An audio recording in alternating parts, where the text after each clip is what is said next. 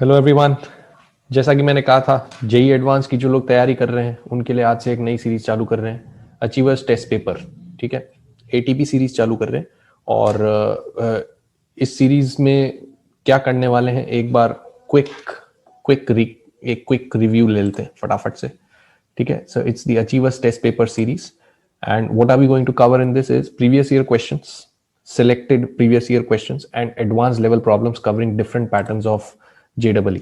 ठीक है, JEE में जैसा आप ऑलरेडी जानते हो that there are different types of problems that are that is not only a single choice correct. ठीक है, मल्टीपल चॉइस करेक्ट भी आता है, इंटीजर टाइप भी आता है, मैचिंग भी आता है, पैसेज भी आता है। हम कोशिश करेंगे उस तरीके की पैटर्न्स में किस तरीके से प्रॉब्लम्स को अप्रोच किया जाता है वो एक्सप्लेन करने की। Okay, then this series is basically why is it the Achievers Test Paper series? Because it is a rank booster series. If you're targeting all India rank, this series is meant for you. Keep that in mind. Okay. Okay. As far as myself is concerned, all India rank and all India rank 5 and 72 IIT JEE में आई हुई है under my mentorship, and I have an experience of 15 years of teaching IIT JEE mathematics. So please like share and subscribe to my channel for regular updates. ठीक है, आपको अगर content पसंद आए तो जरूर लाइक शेयर करना, कमेंट्स डालना, और प्लीज अपने फ्रेंड्स को भी बोलो कि चैनल को सब्सक्राइब करें। Okay, so what I mean to say ultimately is इस सीरीज में बेसिक फोकस तुम्हारा इस पे होना चाहिए कि मैं किस तरीके से क्वेश्चंस को अप्रोच कर रहा हूँ। प्रॉब्लम सॉल्विंग अप्रोच पे ध्यान देना, ना कि नंबर ऑफ क्वेश्चन सॉल्व पे। ठीक है, कि हमने इस सीरीज में अभी इस एक वीडियो में हमने 5 ही क्वेश्चन किए या 10 ही क्वेश्चन किए, इस पे मत ध्यान देना। Focus on the problem solving approach. ठीक है, तो मेरे कहने का मतलब सिर्फ इतना सा है कि अगर जेई एडवांस में स्कोर करना है, थोड़ा सा जेई मेंस और एडवांस की अप्रोच में बहुत फर्क है। ठीक है, अगर तुम्हें जेई एडवांस में स्कोर करना है तो you have to focus more on quality rather than quantity. ठीक, I hope I am clear. Let's get started. चलो, क्वेश्चन नंबर 1 है तुम्हारे सामने। अच्छा, पॉज करके एक बार ट्राई जरूर करो। ठीक है, उसके बाद ही देखना चालू करो and just try to match कि तुम्हारी स्ट्रैटेजी और मेरी स्ट्रैटेजी सेम हो रही है कि नहीं हो रही है, या if you have a better strategy please always mention it in the comment section. I would be happy to know it. Find the number of solutions of the equation mod of cos inverse cos x square equal to cot x। चलो भैया, ये हमारा first question आया। ठीक है, alright. If x belongs to 0 से root of 3 पाई।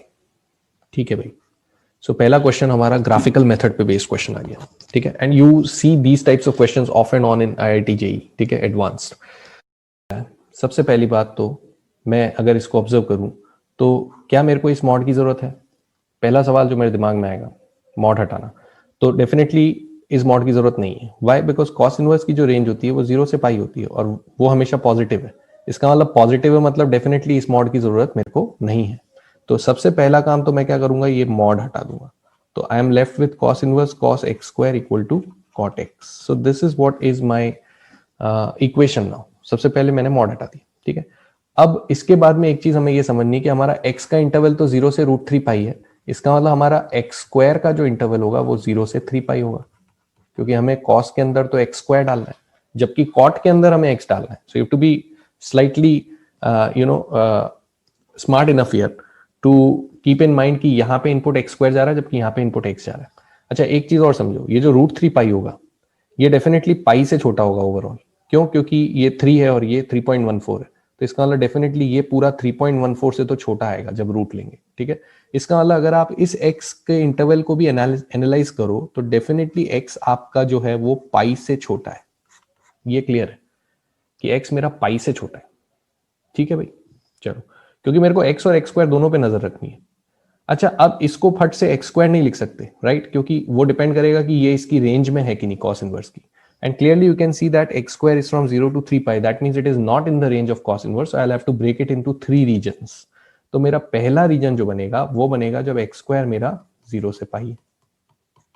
ठीक है, और उस रीजन में मेरे को पता है कि ये इसकी प्रिंसिपल रेंज में आ गया, तो यहां से तो x स्क्वायर बाहर आएगा और यहाँ पे तो cot x है ही। So this is the equation in the first region. If you look at the second region, when your x square lies between pi to 2 pi, okay, now pi to 2 pi may you'll have to apply a correction to this. So there'll be a correction of 2 pi, so we'll get 2 pi minus x square. Which will be equal to cot x. I hope that is clear. ठीक है, क्योंकि जैसे ये पाई से आगे आता है तो करेक्शन 2 पाई का लग जाता है। ठीक है, थर्ड वाला जो रीजन आएगा मेरा वो x square belongs to 2 pi to 3 pi. Third वाला रीजन मेरा x square belongs to 2 pi to 3 pi. अब इस थर्ड रीजन में अगर आप देखोगे तो ये जो मेरा कॉस है वो मतलब एक्स स्क्वायर है वो रेंज के बाहर चला गया, रेंज के बाहर चला गया, लेकिन इस वाली 2 पाई से भी बाहर चला गया। तो उस केस में मैं इसको पलट दूंगा, I will write it x square minus 2 pi which is equal to cot x. ये ठीक है, ठीक है ना भाई। अच्छा, ये कैसे आए, अगर इसमें कंफ्यूजन है तो सीधी सी एक चीज याद रखना कि कॉस का जब भी इनवर्स फंक्शन आता है तो उसमें करेक्शन हमेशा 2 पाई के मल्टीपल्स का लगेगा। ठीक है, तो पहले आपने क्या लगाया 2 पाई माइनस एक्स स्क्वायर, क्यों लगाया, क्योंकि एक्स स्क्वायर 2 पाई से छोटा था। अब आपने क्या लगाया एक्स स्क्वायर माइनस 2 पाई, क्यों लगाया, क्योंकि एक्स स्क्वायर 2 पाई से बड़ा है। बस, तो ठीक है, कॉस में नेगेटिव का फर्क पड़ता नहीं, सो बोथ आर एक्सेप्टेबल। तो ये मेरे 3 रीजन बन गए, 3 इक्वेशन बन गए। ये क्लियर है। अब क्लियरली मेरे को तीनों केस में ग्राफ बनाना है और जितनी बार दोनों ग्राफ मिलेंगे उतने सोल्यूशंस हो। This is what I know. ठीक है, अब एक प्रिलिमिनरी एनालिसिस अगर हम करें, प्रिलिमिनरी एनालिसिस क्या है, प्रिलिमिनरी एनालिसिस अगर मैं एक्स स्क्वायर लेता हूं 0 से pi, just understand it very well, तो मेरा एक्स जो होगा वो 0 से रूट पाई होगा। ये समझ गए तुम, 0 से रूट पाई होगा। अब 0 से रूट पाई को थोड़ा सा एनालाइज करके देखो, रूट पाई का मतलब रूट ऑफ 3.14, रूट ऑफ 3.14 जो होगा वो स्लाइटली मोर देन 1.73 होगा, क्योंकि रूट 3 1.732 होता है, राइट। इसका मतलब ये पाई बाय 2 से ज्यादा हुआ, क्योंकि पाई बाय 2 मेरा कितना होता है 1.57। ये ठीक है, राइट। इसका मतलब क्या हुआ कि ये जो मेरा फर्स्ट इंटरवल आ रहा है, बिकॉज मैंने क्या कहा था आपको, इसको एक साथ देखना है, उसमें ये कॉटेक्स जो है वो डेफिनेटली फर्स्ट और सेकंड क्वाड्रेंट्स दोनों में कवर हो रहा है। ठीक है, good enough. What about this, इस रेंज में मेरा ये तो हुआ रूट पाई और ये हुआ रूट ऑफ 2 पाई। अब अगर तुम रूट ऑफ 2 पाई को ध्यान से देखो, root of 2 pi, root of 2 pi का मतलब रूट ऑफ 6.28, राइट। 6.28 का रूट हो गया। अब 6.28 का जो रूट होगा ये कितना होगा भाई, 6 का रूट 6.25 अगर तुम देखो तो 2.5 होता है। 6.25 का रूट 2.5 होता है, मतलब ये स्लाइटली मोर देन 2.5 हुआ है ना, स्लाइटली मोर देन 2.5 हुआ। जबकि अगर अपन इसको देखें रूट पाई को, जो कि हम पहले ही निकाल चुके हैं पाई बाय 2, इसका मतलब ये हुआ कि ये जो सेकंड वाला जो मेरा रीजन है वो पाई बाय 2 से पाई के बीच का रीजन है। पाई बाय 2 से पाई के बीच का रीजन है, पाई बाय 2 से तो बड़ा है और पाई से तो डेफिनेटली छोटा है। इसका मतलब ये सेकंड क्वाड्रेंट की बात हो रही ये जो भी रीजन है वो सेकंड क्वाड्रेंट है। Are we okay with this, this is only second quadrant. ये तो मिक्सचर था सेकंड और फर्स्ट। अब क्या हुआ, सेकंड क्वाड्रेंट में मेरे को क्लियरली पता है कि मेरी एलएचएस तो पॉजिटिव है भाई, जबकि मेरी आरएचएस नेगेटिव है, क्योंकि सेकंड क्वाड्रेंट में कॉट नेगेटिव होता है। तो इस केस में तो कोई सोल्यूशन आ ही नहीं सकता, मतलब इस रीजन का ग्राफ बनाने की जरूरत ही नहीं। समझ में आई बात, you will have no solution in this region because this is positive, this is negative. Have a look at the third region. Third region में आपका x जो है वो रूट ऑफ 2 पाई से रूट ऑफ 3 पाई के बीच में लाई करेगा। ये ठीक है, राइट। अब रूट ऑफ 2 पाई से रूट ऑफ 3 पाई भी सिमिलर रीजनिंग से, बिकॉज रूट ऑफ 3 पाई हम पहले ही देख चुके हैं पाई से छोटा होता है। इसका मतलब ये जो थर्ड रीजन है वो भी मेरा पाई बाय 2 से पाई हुआ, क्योंकि ये जो वैल्यू है वो पाई बाय 2 से तो बड़ी है लेकिन पाई से छोटी है। तो इसका मतलब ये जो थर्ड वाला जो रीजन है वो भी क्वाड्रेंट 2 ही है, थर्ड वाला रीजन भी क्वाड्रेंट 2 है। इसका मतलब फिर से वही बात हुई कि भाई एलएचएस तो मेरा पॉजिटिव ही है, बिकॉज कॉस इनवर्स का आंसर तो पॉजिटिव आता है, जबकि आरएचएस अभी भी मेरा नेगेटिव है, so I will not have any solution in this region as well. Are you getting this? ठीक है, सो सी थोड़ा सा प्रिलिमिनरी एनालिसिस कर लिया तो हमारा काम बहुत शॉर्ट हो गया। अब हमें सिर्फ इसका ग्राफ बनाना है, that's it. So let's now draw the graph. ठीक है, तो अब मैं बाकी का इंटरवल बनाऊंगा ही नहीं, मैं सिर्फ एक्स स्क्वायर 0 से पाई यानी एक्स 0 से रूट पाई ही बनाऊंगा, और रूट पाई मुझे पता है कि पाई बाय 2 से थोड़ा सा ज्यादा है। तो चलो अब एक काम करते हैं, ये मैंने बनाया पाई बाय 2, ठीक है, और इसका मतलब यहां पे कहीं पे रूट पाई आ जाएगा, राइट। ओके, तो हमें यहीं तक ही जाना है, that's it. This is our cut off point, ठीक है, and this is our starting point. अब एक तो ग्राफ किसका बनाना है, देखो एक्स स्क्वायर का। तुम्हें पता है y equal to x square, y equal to x square क्या होता है भाई, पैराबोला होता है ओपनिंग अपवर्ड्स, ठीक है। तो ओरिजिन से एक पैराबोला ओपनिंग अपवर्ड्स इस तरीके का बना दो, इधर तो बनाना ही नहीं, वन साइडेड पैराबोला ही बनाना है। तो वन साइडेड पैराबोला जब तुम रूट पाई से मिलाओगे तो वो पाई पे कहीं पे मिलेगा, राइट? तो let us call this value as pi, root pi का स्क्वायर पाई। तो इसका मतलब मेरे पास ऐसा कुछ ग्राफ आएगा, sorry, let me draw this. Okay, have a look at this, ऐसा कुछ आएगा। This is my graph of x square, you get this, ठीक है भाई, right? And now if I can show you in red the graph of cot x, तो cot x का जो graph है वो तो हमें पता है, जीरो और पाई पे असिम्पटोट्स देता है, मतलब जीरो और पाई पे अनडिफाइंड है, और पाई बाय 2 पे जीरो हो जाता है। तो अब तुम्हें याद आ गया होगा भाई कि इसका ग्राफ कैसे चलता था, ऐसे चलता था और फिर इधर से नीचे चला जाता था, समथिंग लाइक दिस। अभी आगे जाके यहाँ पे असिम्पटोट बनाएगा, राइट? लेकिन मेरे को इसके आगे बनाना ही नहीं, that's it. So are we clear with the two graphs? ठीक है, ये कॉट एक्स का ग्राफ हो गया, एक्स स्क्वायर का ग्राफ हो गया, बस। तो आंसर आ गया अब तो आंसर दिख ही गया तुम्हें कि भाई कितने पॉइंट पे मिल रहा है, एक पॉइंट पे मिल रहा है। और इसके आगे क्यों नहीं बनाया सर? क्योंकि इसके आगे तो मैं रिजेक्ट कर चुका हूं पहले, ठीक है? So what is the answer to this question? The number of solutions is 1, there is only one solution. So see, if you have understood, मैंने क्या कहा था, कैसे अप्रोच कर रहे हैं वो समझना जरूरी है। मैं चाहता तो इसका भी ग्राफ बना के कर लेता, लेकिन जरूरत ही नहीं थी, see I would have wasted my time. हाँ, अगर रूट 3 पाई के आगे जाएगा तो मेरे को ग्राफ बनाना पड़ेगा, क्योंकि रूट 3 पाई के आगे क्या होगा भाई, बताओ क्या होगा?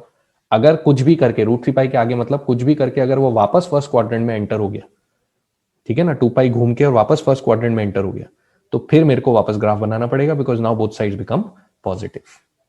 तो वो बना लेंगे अगर वैसी बात होगी, तो इस क्वेश्चन में तो जरूरत ही नहीं है। Is that okay? Okay guys, let's move on to the next question. Okay, question number 2। Question number 2 क्या बोलता है? If x y are real numbers and they satisfy the equation 3x square plus 4y square equal to 12, find the least value of the expression this. Okay, so ये इस तरीके के questions भी बहुत आते हैं एग्जाम में, ठीक है? Least value, greatest value and so on. अब जैसे ही हम लीस्ट वैल्यू, ग्रेटेस्ट वैल्यू पढ़ते हैं, हमारे दिमाग में फट से क्या चीज आती है सबसे पहले? डिफरेंशिएशन, मैक्सिमा मिनिमा आता है, ठीक है? लेकिन यहां पे इस क्वेश्चन में प्रॉब्लम क्या है? The problem is there are two variables, ठीक है? तो टू वेरिएबल्स में भी सर प्रॉब्लम तो कुछ नहीं है, क्योंकि भाई हम ऐसे क्वेश्चंस करते ही हैं, हमें जैसे इसकी ग्रेटेस्ट या लीस्ट वैल्यू चाहिए और यहाँ पे दो वेरिएबल हैं, तो उन दोनों में रिलेशन यहाँ से आ रहा है, तो हम क्या करते हैं, अमूमन क्या करते हैं, हम यहाँ से एक वेरिएबल हटा के यहाँ डाल देते हैं और फिर डिफरेंशिएशन जीरो करके मैक्सिमा मिनिमा लगा देते हैं। तो वो काम हम अभी भी कर सकते हैं, ऑफ कोर्स, राइट?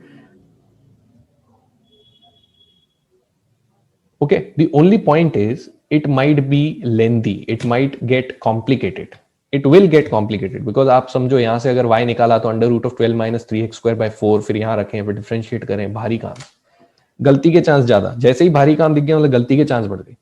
तो let us try to approach it in a different way. Examiner ने अगर क्वेश्चन सेट किया तो कुछ और सोच के किया होगा, यार ये तो कोई भी कर लेगा, ठीक है कि नहीं, right? So let's think of a different वे। अगर तुम इस इक्वेशन को ध्यान से ऑब्जर्व करो तो 3x square plus 4y square equal to 12, let me divide it by 12, I get x square by 4 plus y square by 3 equal to 1। ये दिख गया तुम्हें, ठीक है? अब ये दिखते ही तुम्हारे दिमाग में फट से स्ट्राइक करना चाहिए कि ये तो सर एलिप्स की इक्वेशन है। किसकी इक्वेशन है? एलिप्स की इक्वेशन है। अब एलिप्स की इक्वेशन होने से क्या फायदा होगा भाई? क्वेश्चन तो लीस्ट वैल्यू का क्वेश्चन है, एलिप्स की इक्वेशन होने से क्या फायदा है? फायदा ये है कि अगर मेरे को पता है कि ये एक स्टैंडर्ड एलिप्स है, तो फिर एक्स वाई अगर इसको सेटिस्फाई कर रहे हैं, मतलब एक्स कॉमा वाई जो पॉइंट है, एक्स कॉमा वाई जो पॉइंट है वो इस पे लाई करता है, राइट? और मेरे को पता है कि अगर किसी भी स्टैंडर्ड एलिप्स पे कोई पॉइंट लाई करता है तो वो पॉइंट तो फिर a cos theta b sine theta होता है। पैरामेट्रिक ले सकता हूं ना एक्स वाई के लिए, है कि नहीं भाई?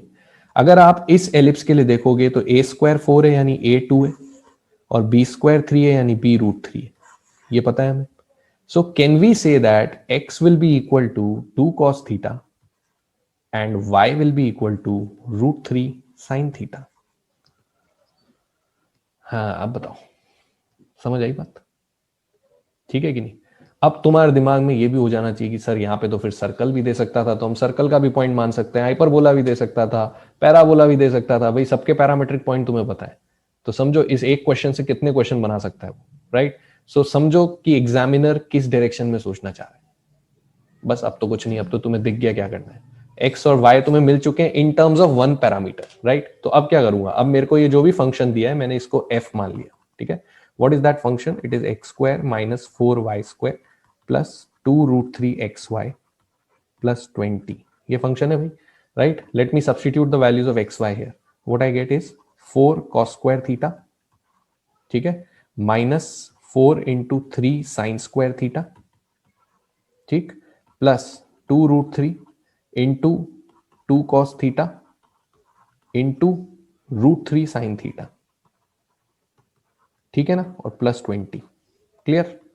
नाउ लेट्स सिंप्लीफाई, ये तो हो गया 4 cos स्क्वायर थीटा, ये कितना हो गया 12 साइन स्क्वायर थीटा। अच्छा ये √3 इंटू √3 कितना हो गया, देखो 3, ठीक है, और ये 2 इंटू 2 कितना हो गया 4, 4 इंटू 3 कितना हो गया 12, तो ये हो गया 12 साइन थीटा कॉस थीटा, ये ठीक है, और plus 20, right.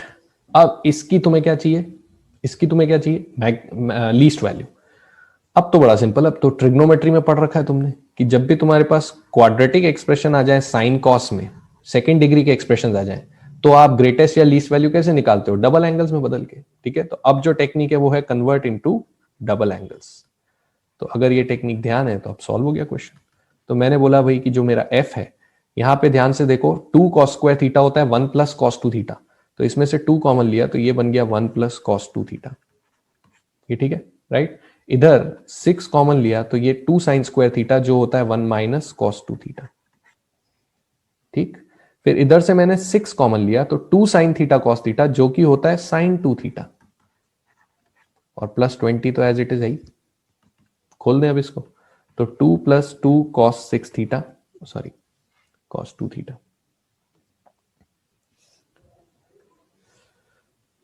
Okay, 2 plus 2 cos 2 theta minus 6, ठीक है, प्लस 6 cos 2 थीटा और plus 6 sine 2 theta plus 20। I hope यहां तक क्लियर हो गया, ठीक है। तो अब जरा देखो कि 2 cos 2 theta plus 6 cos 2 theta कितना हो गया 8 cos 2 थीटा, ठीक है। फिर प्लस 6 साइन 2 थीटा, ये मैंने एज इट इज लिख लिया 6 साइन 2 थीटा, ठीक है। फिर ये 2 plus 2 minus 6 minus 4 plus 20 16, done, आ गया। अब तुम्हें पता है कि भाई जब लीनियर एक्सप्रेशन आ जाए साइन कॉस में जिनका एंगल सेम है, ठीक है ना, तो उसकी जो लीस्ट वैल्यू होती है उसका हमें फॉर्मूला आता है, right, minus under root of a square plus b square, ऐसा कुछ याद आया, ठीक है।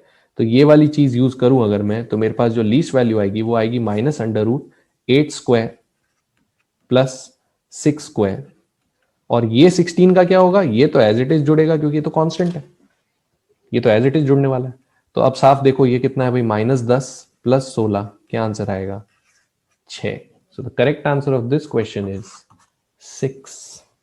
6 is the least value of this expression. Okay, so completely different way of solving this question, but this is the way which is going to give you the result very quickly. Okay, the only point is you have to identify things. Clear? Let's move on to the next question. Okay, now question number 3 is JEE Advanced 2020. Okay, last year के exam में आया हुआ question है, quadratic का question है, just go through it. Suppose AB are the distinct real roots of this quadratic polynomial. ठीक है भाई, पहली बात जो उसने बोली वो लिख लेते हैं। उसने बोला x square plus 20x minus 20 equal to 0, quadratic equation बना ली मैंने, उसने पॉलिनोमियल दिया, इसके रूट्स क्या बोल रहा है ए एंड बी, और ये बता रखा है कि ये रियल है, ठीक है। दूसरी बात देखो, c and d are the distinct complex roots of this quadratic polynomial. फिर उसने एक और क्वाड्रेटिक पॉलिनोमियल लिखा, x square minus 20x plus 20 equal to 0, और उसके रूट्स हैं सी डी, और वो ऑब्वियसली कॉम्प्लेक्स है। ऑब्वियसली क्यों बोल रहा हूं मैं, क्योंकि साफ दिख रहा है इसका डी नेगेटिव आएगा जबकि इसका डी पॉजिटिव है, तो वो उसने खुद ही बता दिया भाई, तुम्हें चक्कर लेने की जरूरत ही नहीं है, रियल कॉम्प्लेक्स उसने खुद दे दिया। चलो आगे बढ़ो। अब वो बोल रहा है then the value of this is, अब उसने एक लंबा चौड़ा एक्सप्रेशन लिख रखा है एबीसीडी में, आपको उसकी वैल्यू निकालनी, राइट। अब if you think in this way कि भाई हम तो ए और बी सी और डी निकाल के यहाँ वैल्यू रख देंगे, तो definitely that is not the way, that is not what the examiner should be wanting to ask you. मतलब इतना तो तुम भी समझ सकते हो। एडवांस में अगर वो ये क्वेश्चन पूछ रहा है, वो डेफिनेटली ये नहीं चाह रहा कि तुम एबीसीडी निकाल के वैल्यू डाल के सॉल्व करो। That is anyway a cumbersome task, ठीक है, क्योंकि ये कोई स्प्लिट तो होगा नहीं, स्प्लिट होगा नहीं तो रूट्स अजीब से आएंगे इरेशनल, तो वहां रख के और ये सब फालतू काम नहीं करना, ठीक है। तो that means you to think in a different way. अब डिफरेंट वे का मतलब, एक चीज जो मैं हमेशा बोलता हूँ कि जब भी मेरे को किसी क्वाड्रेटिक के रूट्स पता है तो मैं sum of roots product of roots लिख लूंगा, right. So I can definitely write a plus b, what will be the sum of roots, it will be -20, ठीक है। I can write a b product of roots which is -20, ठीक है। I can write c plus d, no matter the roots are complex, the sum of roots is 20, and what is the product of roots here, it is 20. तो भाई एक चीज तो तुम्हें दिख गई, ये चार चीजें हैं तुम्हारे पास, ठीक है। अब जरा एक काम करते हैं, इस एक्सप्रेशन पे नजर डालते हैं जो उसने दिया है। जो एक्सप्रेशन उसने दिया है वो है a c a minus c, right, plus a d a minus d plus b c b minus c plus b d b minus d. Pretty symmetric equation expression उसने दिया है। Now, how can we actually manipulate this expression? This is what we need to think of. Let us first open these brackets. तो ये आता है a square c minus ac square plus a square d minus ad square plus b square c minus bc square plus b square d minus bd square. चलो बढ़िया, ये terms है हमारे पास, ठीक है ना। रिमेंबर आपके पास ये चार इक्वेशंस है, ये ही आपका थिंक बॉक्स होना चाहिए टू सॉल्व दिस क्वेश्चन। आपको हर जगह पे ये लाने की कोशिश करनी है, ठीक है। Now let us try to group terms. Can be group terms? Have a look at this term a square c, और कहीं a स्क्वायर आ रहा है? ये आ रहा है a square. Have a look at this term. If I group these two terms, a square common आता है, c plus d बचता है, जिसकी वैल्यू मुझे पता है, ये रही, ठीक है, good enough, right. Okay, then have a look at this term ac square. c square और कहां पे आ रहा है? ये रहा, ठीक है। So let us try to group this term and this term, ठीक है भाई। तो माइनस क्या कॉमन ले लिया मैंने, सी स्क्वायर, बचा a प्लस बी, जिसकी वैल्यू मुझे पता है, ये रही, ठीक है। समझ रहे हो बात को? अब आ जाओ तुम इस पे, इसमें डी स्क्वायर आ रहा है, इसमें डी स्क्वायर आ रहा है, डी स्क्वायर और किसमें आया, इसमें आया। Let's group these two terms. Minus d square common, बच गया a plus b, good enough. Finally the last two terms which are left are this and this. Let us group these two terms जिनमें b square common है, बचता है c plus D, ठीक है। अब तुम्हें कुछ दिखा, क्या दिखा कि भाई ये वाला और ये वाला जो टर्म है, इनमें c प्लस डी कॉमन आ गया, ठीक है। तो ये बचा c प्लस डी इंटू ए स्क्वायर प्लस बी स्क्वायर, ये ठीक है। और ये वाला जो टर्म है, इसमें minus a plus b common है, और फिर बच रहा है c square plus d square. Okay great. Now c plus d की वैल्यू कितनी है, जल्दी देखो, 20। a प्लस बी की वैल्यू कितनी है, -20, लेकिन ये जो बाहर माइनस है वो उसको प्लस बना देगा, तो इसका मतलब यहाँ पे 20 आ गया a square plus b square, ठीक है। और यहाँ पे भी +20 आ गया c square plus d square के साथ, ये ठीक है। इसका मतलब इन दोनों में 20 कॉमन, और अंदर सिग्मा a स्क्वायर बच गया भाई। If I can right it in the short notation, can I right 20 sigma a square, ये ठीक है। अब सिग्मा a स्क्वायर की बात जहां तक है, तो वो तो बड़ा आराम से निकाल सकता हूं। अगर मुझे a प्लस बी और a b पता है, तो मैं सिग्मा a मतलब a square plus b square निकाल सकता हूं। और c प्लस डी और सी डी पता है, तो मैं c square plus d square भी निकाल सकता हूं। Are you getting this? So now let's calculate a square plus b square first. So can you see that it will be a plus b का whole square minus 2ab। Yes, clear. मतलब इसका whole square करना है, इसका whole square तो भाई 400 हो गया, ठीक है। और -2ab मतलब माइनस माइनस क्या हो गया, प्लस, और 2 इंटू दिस मतलब 4040 हो गया। No need of calculating this, ऐसे छोड़ दो, ये ठीक है। अब c square plus d square जब तुम निकालने जाओगे, c square plus d square, तो वो भी तो इसी तरीके से निकलेगा, c प्लस डी का होल स्क्वायर -2cd, ठीक है। c plus d whole square मतलब इसका स्क्वायर, वो वापस 400 हो गया, और -2cd यानी माइनस ट्वाइस ऑफ दिस मतलब -4040 हो गया, ये ठीक है। Now let's plug in both these values in this, और जब मैं इसको यहां पे डालता हूं तो मेरे पास क्या आता है, बस वहां से ही गेम खत्म हो जाएगा। a square plus b square which is 400 plus 4040, ठीक है भाई। और c square plus d square which is 400 minus 4040। Done done done done. ये और ये क्या हो गया, कैंसिल। 400 प्लस 400 800। 800 इंटू 20 कौन सा आंसर आया, डी ऑप्शन आंसर आ गया 16,000। सो the correct answer of this question is D, isn't it? So this is one such question जो हमें डेफिनेटली करना आना चाहिए एंड इतना हमें दिमाग में सोचना आना चाहिए। ठीक है, तो तुम समझे कि इनडायरेक्ट अप्रोच कैसे लगानी। Clear? Okay, let's go to the next one. Fourth question again JEE advance 2020 का क्वेश्चन है। ठीक है, अब लिमिट का क्वेश्चन आ गया। देखो ये उसने इंटीजर टाइप में पूछा था। तो बोलता है let e denote the base of the natural logarithm. ठीक है, वो ई हमारा 2.72। फिर the value of the real number a for which the right hand limit ये दे रखी is a non zero real number. चलो भाई देखते हैं क्या लिमिट दी है, जरा देखो। लिमिट दी उसने x टेंड्स टू 0 प्लस, और लिमिट में अंदर क्या लिखा है 1 माइनस एक्स की power 1 by x minus e की पावर -1 अपॉन एक्स की पावर a। ठीक है, this type of a function is one of there favourites JEE वालों का। ठीक है, क्योंकि इसमें क्या है कि नॉर्मल नियम नहीं लगते लिमिट वाले, तो जो रट के चले जाते हैं मेथड्स, वो फिर इस क्वेश्चन को नहीं कर सकते। चलो अभी क्या बात बोलना चाह रहा है, लेट अस सी। तो जब हम 0 प्लस रखेंगे, ठीक है, तो 0 प्लस का मतलब बेसिकली राइट हैंड लिमिट बोल रहा है। तो राइट हैंड लिमिट बोल रहा है मतलब एक्स को 0 से थोड़ा ज्यादा रखना है। ऑलराइट, इतना समझना काफी। तुम तो ये मान के चलो एक्स को तुम टेंडिंग टू 0 रख रहे हो राइट साइड से। ठीक है, अब क्या हुआ कि जब मैं इसमें x को 0 रखूंगा तो मेरे को पता है कि ये वाली जो लिमिट होती है वो तो स्टैंडर्ड लिमिट होती है।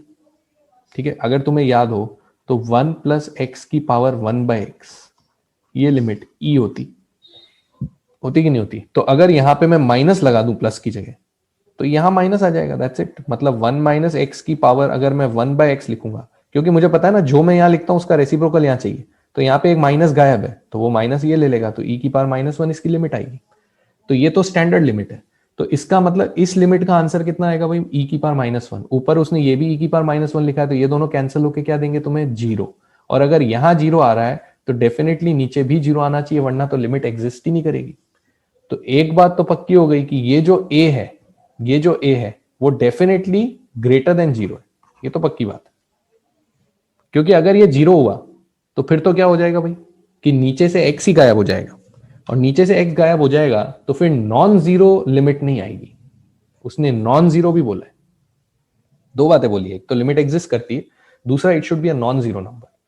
अगर मान लो कि a 0 हो गया, just think of it, a 0 हो गया, a अगर 0 हो गया तो ये तो गया पूरा टर्म ही, ये पूरा टर्म गया, और ये पूरा टर्म गया और ऊपर 0 है, तो क्या आंसर आएगा, 0 आएगा।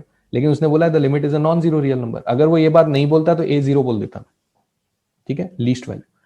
लेकिन उसने ये बोला है, तो इसका मतलब अब ऊपर 0 है तो नीचे डेफिनेटली क्या आना चाहिए, 0, तभी आंसर नॉन जीरो आ सकता है।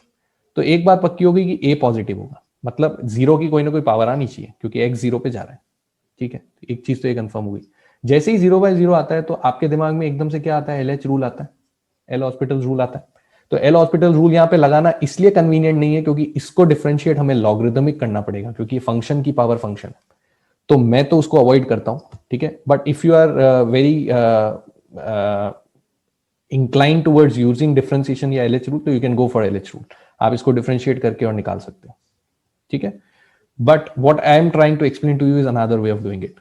जब भी मेरे को इस तरीके का टर्म दिखता है, ठीक है, तो मैं इसमें क्या अप्रोच लगाता हूं, I assume it to be y. मैंने मान लिया कि भाई ये टर्म मेरा y है।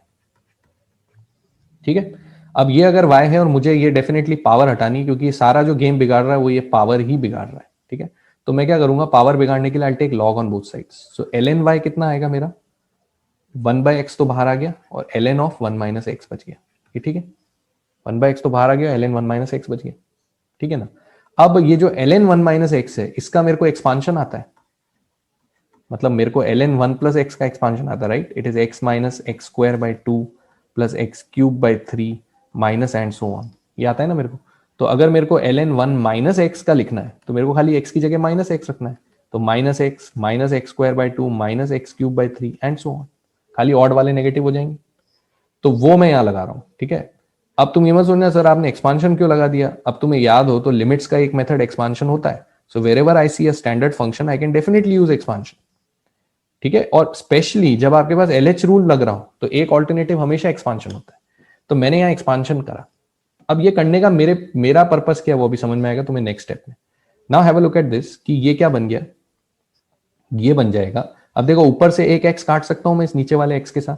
सो ऊपर क्या बचेगा, ऊपर बचेगा -1 minus x by 2 minus x square by 3 minus and so एक एक एक्स काट दिया.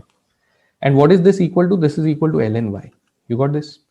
बट मेरे को ln y नहीं चाहिए, आई वांट y. मैंने इसको y माना है तो आई अगेन वांट y.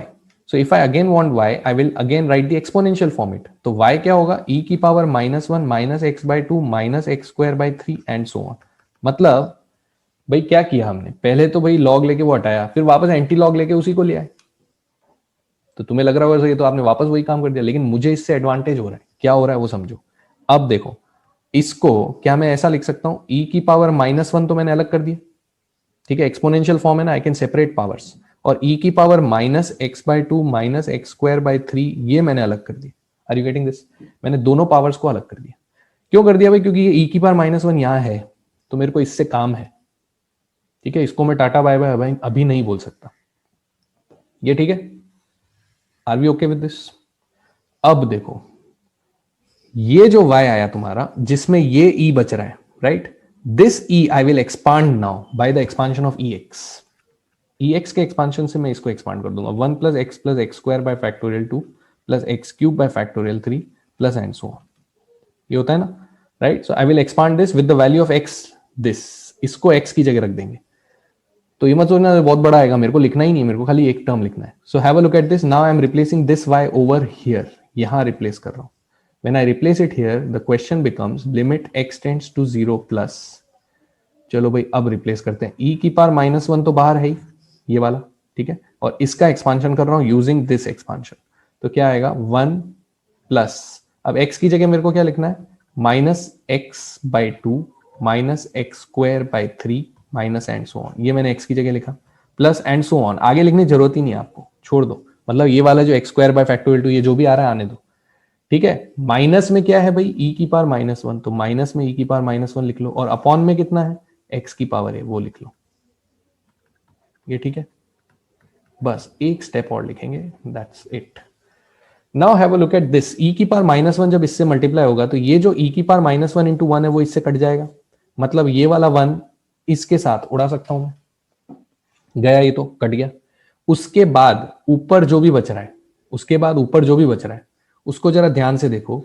उसके बाद ऊपर तुम्हारे पास बच रहा है minus x by 2 minus x square by 3 minus and so on.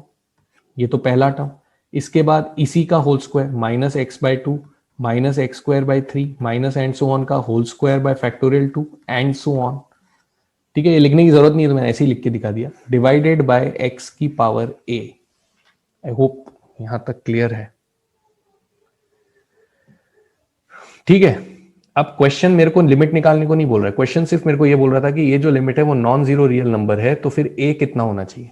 अब आप ध्यान से एक चीज समझो, ये जो e की पावर -1 ये तो बाहर आई गया. अब अगर मैं चाहता हूं कि मेरी लिमिट नॉन जीरो हो, ठीक है, तो क्लियरली ऊपर जो लीस्ट x है, मतलब ऊपर जो लीस्ट डिग्री ऑफ x है वो नीचे वाले x के साथ कटना चाहिए, तभी तो x नहीं बचेगा, और तब डेफिनेटली मेरे पास लिमिट नॉन जीरो आएगी.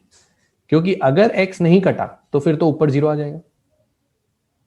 ठीक है, तो अब ध्यान से समझो. ऊपर तुम क्लियरली देख सकते हो कि x की least degree is given by this term. यही टर्म है जो मेरे को x की लीस्ट डिग्री देगा, बाकी तो सब x की डिग्री 1 से ज्यादा देंगे. Are you getting this. इसका मतलब x की लीस्ट डिग्री इज 1, और x की लीस्ट डिग्री 1 है तो a की वैल्यू कितनी हुई भाई, 1. a की वैल्यू 1 होगी, क्योंकि अगर a की वैल्यू 1 हुई तो यहां भी x होगा, ऊपर x पूरे में कॉमन आएगा तो x कट जाएगा, और x के कटने के बाद ऊपर नॉन जीरो टर्म बचेगा, क्योंकि ये x जैसे ही काटोगे तो यहां हाफ बचेगा. That means you will get the limit as a non zero real number. So what is the answer of this question, it is 1. अब तुम्हें कुछ लोगों को लग रहा होगा सर ये तो बहुत मुश्किल मेथड है, इससे बढ़िया तो हम एल हॉस्पिटल लगा देते. बेटा लगा सकते हैं, इस क्वेश्चन में no doubt you can apply L hospital. It was an easy question because उसने यहाँ पे सिर्फ e की पावर -1 माइनस में दिया है. लेकिन थिंक अबाउट अ क्वेश्चन जहां पे उसने ये भी लिख दिया होता -e⁻−1x/2, जो ये दूसरा टर्म है, ठीक है। अब वहां पे क्या होता, एल हॉस्पिटल जब तुम लगाने जाते तो तुम्हें पता ही नहीं पड़ता इसके बाद क्या करना है, पहली बार के बाद दूसरी बार फिर लगाना पड़ता, because you are not sure कि ए क्या आएगा, वो आप करके देखना। जबकि अगर मैं ये मेथड लगाता हूं तो मेरे लिए ये क्वेश्चन करना भी आसान है, मेरे को पता है भाई ये भी कट गया, अब ये भी कट गया मतलब डेफिनेटली एक्स की मिनिमम पावर क्या आएगी, 2 आएगी। अब एक्स की मिनिमम पावर 2 आएगी तो मेरा आंसर ए की वैल्यू 2 हो जाती। Are you getting my point? क्योंकि तब मेरा ये भी कट जाता, ये कट जाता तो मिनिमम पावर 2 से चालू होती। ठीक है भाई, क्लियर हो गया? सो उस तरीके के क्वेश्चंस के लिए भी ये मेथड हेल्प करेगा। So just understand it well. I have used expansions and I have preferred it over LH rule, the reason being this. ठीक है, okay guys, okay, let's see the last question of this video and have a look at this, another very good question on integration. Okay देखो, x9 plus x6 plus x cube है, 2x6 plus 3x cube plus 6 whole power 1/3 dx है। इसका integration उसने दे रखा है fx की power 4/3 upon 24 plus c is the constant of integration. Then select the correct statements. तो अब f पे क्वेश्चंस पूछ रखे हैं। क्वेश्चंस किस पे पूछे हैं, ध्यान से देखो, ये मल्टीपल चॉइस करेक्ट है बिकॉज स्टेटमेंट्स बोला है, ठीक है, it's a multiple choice correct question, ठीक है। तो you have to select all the correct options. तो beauty of this question is what, पहले तो आपको इंटीग्रेट करना है, उससे एफएक्स आएगा, फिर एफएक्स पे क्वेश्चंस पूछ रखे हैं उसने। So each option is a question in itself, got it? And you see a lot of questions like this in JEE advance. ठीक है भाई, तो एक चीज, अच्छा यहाँ पे सी डैश लिख लेना, ठीक है, इसने सी सी सेम ले लेना, सी डैश होगा, कांस्टेंट तो कुछ भी हो सकता है, ठीक है। ओके, नाउ लेट अस सी फर्स्ट, सबसे पहली चीज तो ये कि भाई इसको इंटीग्रेट कैसे करेंगे। तो इस वाले इंटीग्रेशन को करने के लिए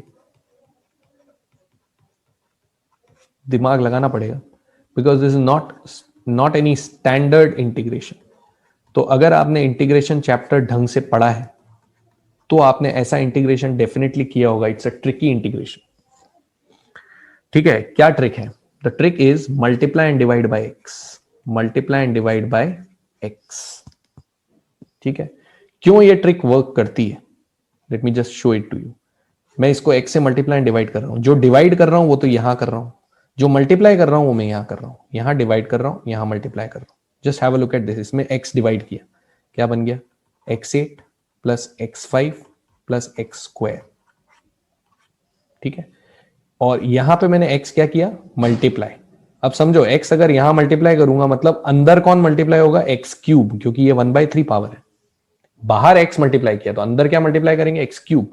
तो अब इसकी हर की पावर 3 से बढ़ानी पड़ेगी, अंदर की तरफ x क्यूब मल्टीप्लाई होगा, अगर बाहर की तरफ x मल्टीप्लाई हुआ है तो अंदर की तरफ x क्यूब मल्टीप्लाई होगा। Are you getting this?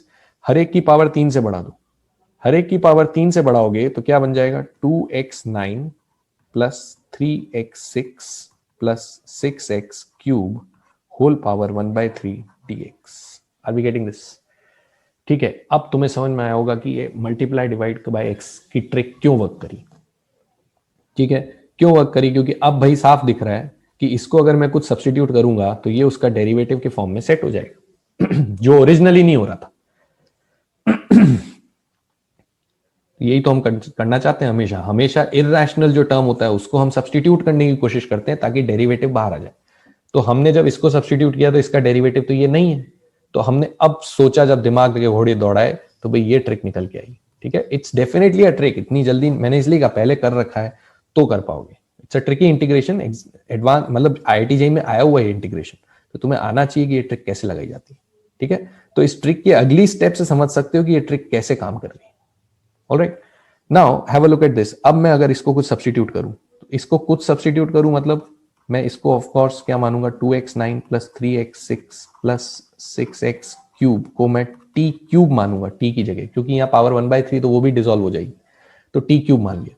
t cube मान के जब मैं इसको डिफरेंशिएट करूंगा तो 9 into 2 18x8, 6 into 3 18x5, 3 into 6 18x square dx will be equal to 3t square dt। Are we getting this? ठीक है, इधर से क्या कॉमन है बेटा, 18, 18 से 3 कटेगा तो 6 बचेगा जो उधर चला जाएगा, तो क्या बचा, बचा x8 plus x5 plus x square, हाँ अब तुम्हें दिख गया, is equal to t square dt divided by 6। ठीक है क्या? जरा इधर देखो, ये रहा, ये इसकी जगह मैं ये रख दूंगा और इसकी जगह तो मेरे को टी रखना ही है. So what is my integration now? My integration becomes T square D T by 6, जो मैंने इसकी जगह रखा, ठीक है, और इसकी जगह मेरे को क्या रखना था? टी क्यूब की पावर 1/3 विच इज टी. ठीक है, so the integration now turns up to be 1/6 integral t cube d t. Are we getting this? हो गया. अब क्या है इसका इंटीग्रेशन? तो हमें पता है t4/4, तो t4/24 प्लस सी आ गया. This is your integration, right? अब t को रिप्लेस करो. t क्या था तुम्हारा? इसका क्यूब रूट, क्योंकि ये t क्यूब था, right? So t will be cube root of this. So इसका मतलब मेरा जो रिजल्ट आया वो आया 2x9 plus 3x6 plus 6x cube whole power कितनी हो गई? 4/3. एक तो क्यूब रूट और एक 4 पावर ऑलरेडी है, अपॉन कितना? 24 प्लस सी. हाँ भाई, अब बताओ मेरे को, समझ आई बात? ठीक है, अब तुम्हारा क्वेश्चन चालू हुआ, क्योंकि अब उसको अगर इससे कंपेयर करोगे तो definitely got the value of F x which is this. 4/3 तो भूल जाओ, ठीक है, 4/3 भूल जाओ. मतलब अब तुम ये बोलो कि तुम्हारा जो फंक्शन है एफ एक्स, ठीक है, जो तुम्हारा फंक्शन एफ एक्स है वो क्या बन गया? जल्दी बोलो, क्या बन गया? 2x9 plus 3x6 plus 6x cube. This is your function F x now. Is that okay? है कि नहीं मस्त? राइट. अब देखो, अब फर्स्ट ऑप्शन बोलता है एफ ऑफ -1 इज -5. ये तो आसान है, चेक कर लेते हैं फटाफट. एफ ऑफ -1, तो एक्स की जगह -1 रखा भाई, तो ये नेगेटिव हो गया, ये पॉजिटिव हो गया और ये नेगेटिव हो गया. तो -8 प्लस 3 कितना होता है? -5 होता है. तो ये तो सही हो गया भाई.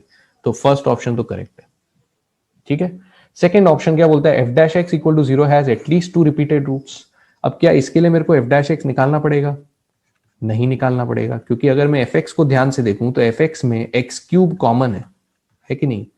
बच रहा है 2x6 plus 3x cube plus 6. Are we okay with this? X cube common है कि नहीं है?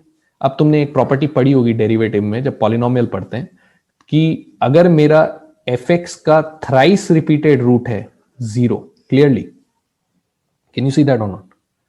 ठीक है भाई, इसका डेफिनेटली थ्राइस रिपीटेड रूट है 0. क्यों? क्योंकि 0 इसमें 3 पावर के साथ आ रहा है.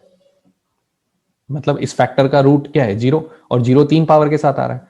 तो इसको जब मैं डिफरेंशिएट करूंगा, मतलब एक बार डिफरेंशिएट करूंगा तो उसमें भी एक्स स्क्वायर आएगा, वापस डिफरेंशिएट करूंगा तो उसमें भी एक्स आएगा. इसका मतलब एफ डैश का भी रूट 0 होगा, एफ डबल डैश का भी रूट 0 होगा. तो ये तो मेरे से खाली ये पूछ रहा है that f dash x equal to 0 has at least 2 repeated roots. That is correct, definitely has. ठीक है. क्यों है वो समझ गए ना तुम? क्यों है at least 2 repeated roots? Right, because जब मैं इसको डिफरेंशिएट करूंगा तो उसमें भी एक्स स्क्वायर आएगा, और एक्स स्क्वायर आएगा मतलब उसमें ट्वाइस रिपीटेड रूट्स हैं.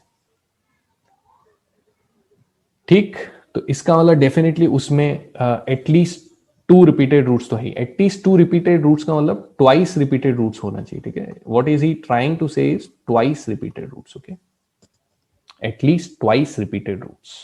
So definitely at least twice repeated roots is definitely there. Okay? अब at least क्यों बोला है? क्योंकि हो सकता है ना भाई इसमें से भी कोई रिपीटेड रूट आ जाए, तो वो तो हमें नहीं पता और ना उसके लिए हमें निकालने की जरूरत है. लेकिन हम डेफिनेटली ये बोल सकते हैं कि 0 is a twice repeated root of f dash x. That is definitely true. So ये ऑप्शन मैं करेक्ट कर दूंगा, क्योंकि 0 इसका ट्वाइस रिपीटेड रूट है. ये ठीक है, right? Have a look at the third one. Third one में फिर एक इंटीग्रेशन करवा रहा है. अब इंटीग्रेशन किसका करवा रहा है? F dash x upon F of 1/x का होल डैश. होल डैश मतलब समझ गए, पूरे का डेरिवेटिव. ठीक है, तो पहले तो F of 1/x whole dash का मतलब क्या हुआ वो समझे, ये निकालना है. तो इसका अब होल डैश का मतलब समझ गए, पहले आउटरमोस्ट फंक्शन का होगा, तो एफ डैश ऑफ क्या आएगा भाई? 1/x. फिर अंदर वाले का होगा 1/x, तो वो -1/x² होगा. ये आएगा कि नहीं आएगा ओवरऑल? ये इसका डेरिवेटिव आएगा. मतलब एक तो मेरे को एफ डैश चाहिए, उसमें मेरे को एक्स की जगह 1/x रखना है, तो एफ डैश तो निकाल ही लेते हैं. चलो, तो एफ डैश निकाला. एफ डैश मतलब इसको क्या किया? डिफरेंशिएट. कितना आएगा डिफरेंशिएट करके? तो 18 तो कॉमन आ जाएगा, वही जो हमने यहाँ लिखा था, राइट, ये वाला, ये जो लिखा था वही आएगा. तो 18 तो कॉमन आएगा, बचेगा x8 plus x5 plus x². This is what is F dash x.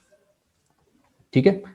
अब अगर मेरे को एफ डैश और 1/x चाहिए, इसका मतलब मेरे को x की जगह क्या रखना है? यहाँ पे 1/x रखना है इस पूरे में. तो क्या आएगा? 18 times of 1/x8 plus 1/x5 plus 1/x².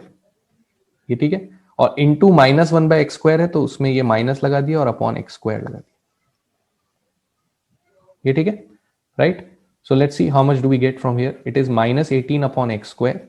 Now what is the LCM here? The LCM here is x8.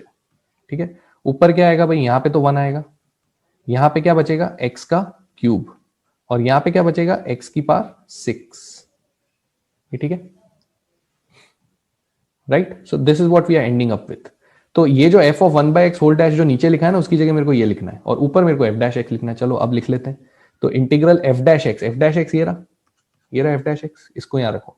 तो 18 टाइम्स ऑफ x की पावर 8 प्लस x की पावर 5 प्लस x की पावर 2 डिवाइडेड बाय, अब ये पूरा जो है वो मेरे को नीचे रखना है। तो नीचे क्या आएगा, -18 अपॉन x की पावर 2 और 8 कितना हो गया ये 10 लिख लूं, ठीक है, और multiplied by 1 plus x cube plus x6 आ गया dx। Are we getting this? Are we getting this? Clear? ठीक है ना भाई? ऑलराइट, अब एक स्टेप और लिख लो बस। तो एक चीज अब ध्यान से देखो भाई, ये 18 से 18 तो कैंसिल हो गया, ठीक है, माइनस एक्स की पावर 10 ऊपर आ गया, तो माइनस बाहर निकाल दो, एक्स की पावर 10 ऊपर लिख लो।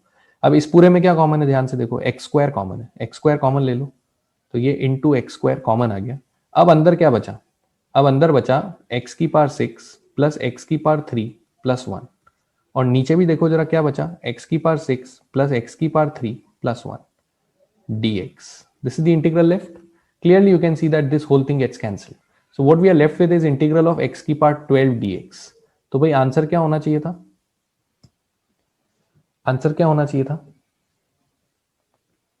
जल्दी बोलो आंसर क्या होना चाहिए था? आंसर होना चाहिए था -x की power 13 upon 13 plus c dash, ये आंसर होना चाहिए था, इसलिए सी ऑप्शन गलत है। तो सी ऑप्शन देने का उसका पर्पस क्या था वो समझो। ये जो f of 1/x whole dash था ना, कई बच्चे इसमें सिर्फ ये लिख लेंगे, ये लिखेंगे ही नहीं, और ये नहीं लिखेंगे तो उनका आंसर ही आ जाएगा, क्योंकि ये जो 2 एक्स्ट्रा पावर आ रही ना वो यहां से आ रही, तो उनको फंसाने के लिए ये वाला ऑप्शन डाला हुआ है, ठीक है। Alright, last option D, x equal to 0 is a point of inflection. Point of inflection की थ्योरी पढ़ रखी है। पॉइंट ऑफ इन्फ्लेक्शन क्या होता है बताओ जल्दी। पॉइंट ऑफ इन्फ्लेक्शन पॉलिनोमियल में निकालना तो बहुत आसान है, जहां पे भी मेरा f" साइन चेंज करेगा, ठीक है, f" चेंजेस साइन, वहां मैं बोलता हूं पॉइंट ऑफ इन्फ्लेक्शन आता है, मतलब कॉन्केविटी चेंजेस, यही होता है ना, ठीक है। अब तुम ध्यान से देखो, ये तुम्हारा f' था, राइट, यहीं पे मैं f" निकाल रहा हूं, just finding out f" here. तो 18 तो बाहर आ गया, ये क्या बना 8x7 plus 5x4 plus 2x, ये हो गया। Can you see that x is common in the entire thing, right, x common ले लिया, उसके बाद जो भी अंदर बचा 8x6 plus 5x cube plus 2, अंदर क्या बचा इज नॉट इंपॉर्टेंट, ये मेरा f" बचा। Can you see that f" ये बचा। अब अगर मैं इसको इक्वल टू 0 करूंगा तो मेरे पास x बराबर 0 एक रूट आएगा, वो मेरे से ये पूछ रहा है ना, x बराबर 0 जो है उस पे साइन चेंज होगा कि नहीं होगा, तो डेफिनेटली होगा, क्योंकि x की पावर यहां कितनी है 1 है। अगर x की पावर 2 होती तो साइन चेंज नहीं होता, मतलब अगर इवन पावर होती है x की तो साइन चेंज नहीं होता। बाकी ऑड पावर में तो हर रूट जो है वो साइन चेंज देगा ही देगा, ऑड पावर में हर रूट साइन चेंज देगा ही देगा। जैसे मैक्सिमा मिनिमा चेक करते हो, उसमें किसका साइन चेंज चेक करते हो, f' का, यहां पे किसका साइन चेंज चेक करना है, f" का। तो f" में अगर कोई भी फैक्टर ऑड पावर में है तो डेफिनेटली उस पे पॉइंट ऑफ इन्फ्लेक्शन आएगा, जबकि इवन पावर में है तो उस पे नहीं आएगा, ठीक है। So definitely x equal to 0 is a point of inflection of fx, that is also correct. So the correct answers are A, B, D, ये correct answer. Okay, I hope तुम्हें मजा आया, उतना ही मजा आया जितना मुझे सॉल्व करने में आया। ऑलराइट, सो भाई क्वेश्चंस अगर अच्छे लगे हो, तुम्हें कंटेंट अच्छा लगा हो तो प्लीज एक जरा लाइक जरूर मार देना, और सब्सक्राइब कर लो चैनल को, अपने दोस्तों को भी बता दो, ठीक है, please share. Alright, so stay tune for more videos and updates, and you can of course connect with me on the social media, description box में देख लो, सारे लिंक्स दे रखे हैं, ठीक है guys, please like share and subscribe. See you in the next video, keep learning.